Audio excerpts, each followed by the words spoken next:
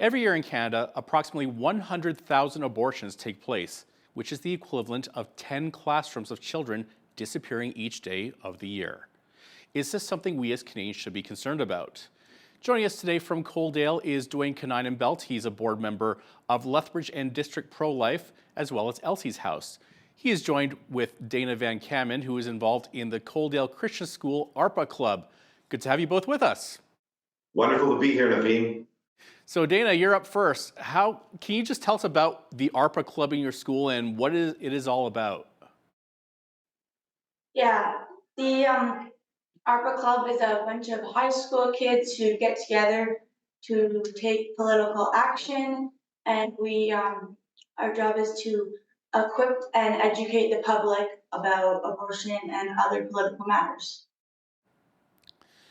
And you have an upcoming Life Day at the school. What is that? Life Day is a day that we take to celebrate life. We believe that we are all made in the image of God and we all have values, so we take a day to celebrate that very thing. We pick a theme. So this year's theme, we picked the Olympics, and we have hosted a bunch of games with all grades, and we have a lot of fun. And we have a apologetics section in the morning where we learn about abortion and the issue, and then we have fun in the afternoon. And what has been your experience with other kids your age outside of your school? I was recently in Calgary, and we went on the streets and we talked to a bunch of people who were just walking by, and many of the young people didn't actually have much of an opinion on abortion, especially the young guys. If you talk to a teenager, a young male teenager, they didn't really know what they thought, so it was easy to show them the problems with abortion. While the young girls, they mostly had a strong pro-choice stance on abortion. So when talking with other guys, do you feel that it's none of their business to get involved in abortion because it's a women's issue? Well, I would say that it takes two to make a child, so that therefore it makes it a men's issue as well. And many of the people that I talked to didn't really see it as much of it, like they saw it as a women's issue, but they also saw that it was their responsibility as well. And to what degree are young people concerned about abortion? And you touched a little bit about their awareness level. Can you expand on that a little bit more? Young people, I would say, many of them didn't really have an opinion. If you ask them, like, what were your thoughts on abortion? The majority of them answered, well, I don't know, or I have never really thought about that. So that was interesting. And Duane, where are we at in Canada right now? Are attitudes toward abortion changing, or are they remaining the same? Well, I think attitudes are starting to change. Certainly, it's an issue that continues to be front and center in the media. We still have, like you said earlier, 100,000 abortions a year, which is a real tragedy. And we're very excited to see young people like Dayna and other young people mobilizing to make a difference on this issue. The only way that this is going to change is having the next generation stand up, recognizing that life has value from conception until natural death, and be willing to make a stand on that and then get involved politically carrying out their faith. I'm very encouraged that here in Lethbridge, we have a large youth portion of Lethbridge and District Pro-Life. Here at our school, we have 30 kids involved in the local ARPA club. So that's encouraging. And hopefully that can kind of swing the tide for people to recognize that all people have value, even if they're in their mother's womb.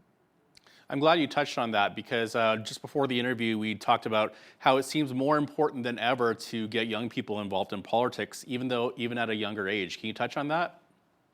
Absolutely. One of the encouraging things that I'm seeing in youth right now is that they're willing to stand up and to say what they believe. It used to be people were intimidated to do that, and if someone came up against you with a view that was different than yours, they would kind of melt away. But I see the youth of this generation, no matter what their view are, being willing to stand up and debate and to talk. So that's encouraging. So if we can get young people involved in political action and carrying out their faith and being able to be comfortable at recognizing that some other people may have different opinion than you, but be able to stand up for what they believe is really important. And we're talking about a very divisive issue here. Why do you think so many Canadians are unsure about their feelings toward abortion? Is it likely most people just don't give much thought to this, or is it a lack of knowledge?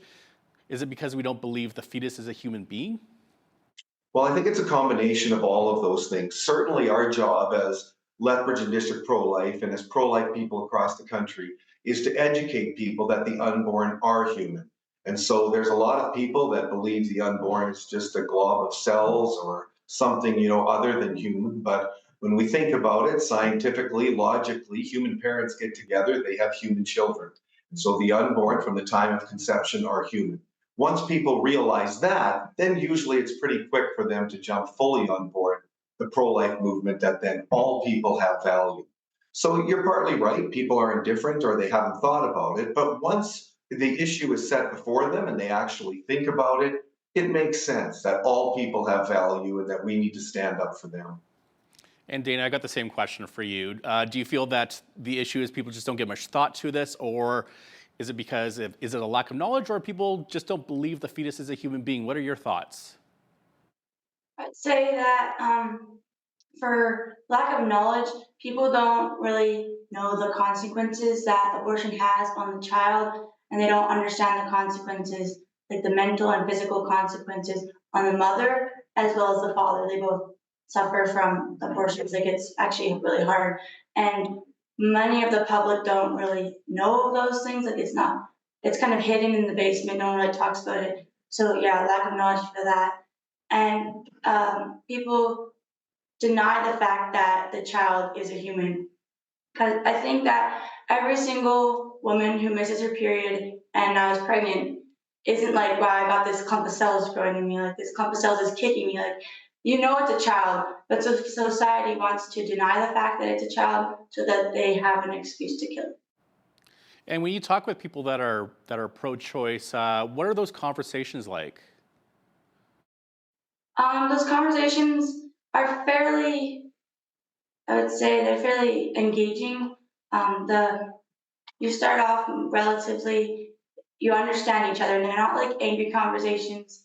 And they are, you have to like learn to talk to people about it because there's certain things that you should say and there's certain things you shouldn't say when you're having a like a conversation, especially if they disagree with you.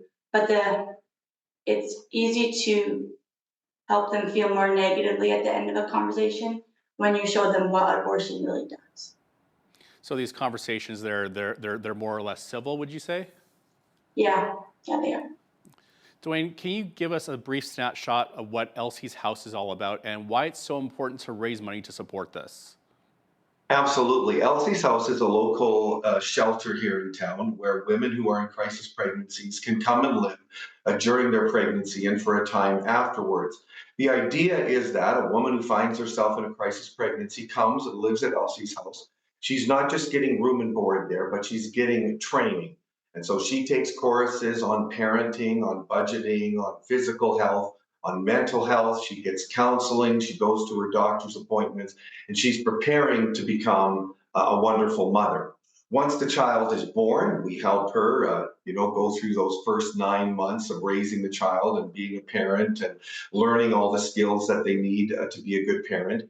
And then at the end of that time frame, they've been putting some money into the program the whole time. We give them all that money back so that they can go out, they get an apartment, they can live independently, and they become, independent living, wonderful parents. So that's kind of the idea. And so it's really important that we raise funds to offer this. Right now, we have 3 ladies living in the house. It's been full for years now. And we've been expanding our work. And so we're trying to find another location where more ladies can stay. But what we found is successful is that ladies who aren't living with us, who still would like the programming, now come in and receive the programming even though they're not living there. So that's a great way of us expanding our work without having to expand our footprints. And so now we have many young girls in the programming So we want to come alongside these people and help them as best we can and show them the love of Christ and show them the love of the pro-life community. And what kind of funding is needed for someone to stay at Elsie's house, and how long is the stay? Sure. So people are not accepted or rejected based on their financial situation. Everybody has a different situation. Some get funding from the government, some have money. We treat each one individually. That's not a factor. It's also not a factor what religion or anything that they are. We're open to anybody who finds themselves in a crisis pregnancy. And so then we have a number of standards that we go through in order to see if this person is good for the program. Quite frankly, we're looking for people who want the programming, not just looking for a place to stay, but they want the programming in order to improve. And so once we find those people, those are the ones we welcome in and those are the ones that we work with. And do you have any success stories or testimonies to share? Oh, absolutely. When I see the pictures, we have several employees that work there, and Christine's our wonderful executive director. And on occasion, she'll send us a picture with, a picture of her holding a few babies of ladies who were abortion minded, who decided, okay, I'll try and go through this program. And now they've just turned into wonderful mothers and they're getting their lives figured out and they're getting their feet on the ground. Yeah, those are just wonderful, wonderful moments. And thankfully, they happen quite a bit. So, very encouraging. You say that there's some people that go there and that are abortion minded. What kind of struggle is that to go into such a program? Yeah, well, oftentimes the people that reach out to us, they don't know. Are they going to keep the child? Are they going to abort the child? They're uncertain of what they want to do. And so then we try to encourage them, right, that this child has value and that we're going to come alongside them and help them, to become parents and to, protect their child. And when they come on board, it's life changing for them, where suddenly they realize they're going to be a mother and they have a child. And it's just it's wonderful to see that change, and it just gives them hope and courage because they're not in this situation because their lives have been easy. Oftentimes, there's a lot of difficult challenges that they're facing. So, however we can come alongside them and support them, that's what we want to do. And so at Lethbridge and District Pro Life, we certainly do our education, we do our campaigns, we do our advertising, but we also have many programs where we provide daycaring locations, help for mothers, help for families, where we come alongside and give women real support. You often hear from a pro-choice movement, that they're helping women. We feel that women deserve better than abortion and killing their child.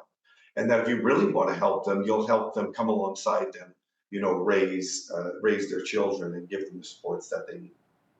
And how do you advertise? How do you get the word out? Because often advertising campaigns are met with opposition. Sure. Well, the nice thing about Elsie's house, it doesn't matter whether you're pro-choice or pro-life. When you have a young lady that's in a crisis pregnancy, everybody wants to help out. And so we're very thankful that we work with a lot of government agencies, placing women, working with them. We don't try and duplicate resources in town. We try and use all the ones so that we can all work together. And so we do not have big opposition at all to Elsie's house because no matter what side of the issue you're on, this is something that people support. We get several applications every week, so the word is out there. It's at the places where women in crisis would go, Lethbridge Crisis Pregnancy Center and other places. They spread this information. Online, there's a website to Elsie's House, I think it's .com. And then we do some advertising, some targeted advertising on social media. We put out posts each month that help new mothers. And so the word is put out that way. But our problem right now is not getting the word out. Our problem is finding the facilities and space to give the programming for the demand that's there. Now, let's talk about your annual Hike for Life that is coming up on Saturday, June 8th. Can you share some details as to the start time, where to meet, and what will be taking place and what donations will be going towards? Absolutely. So thank you for bringing that up. So the annual Hike for Life is held on Saturday, June 8th. It's at the Kiwanis shelter at Henderson Lake. Starts at 9 a.m. in the morning and it goes till about noon. This is really a celebration of life. We believe that people have value from conception until natural death, So we're going to celebrate life on that day.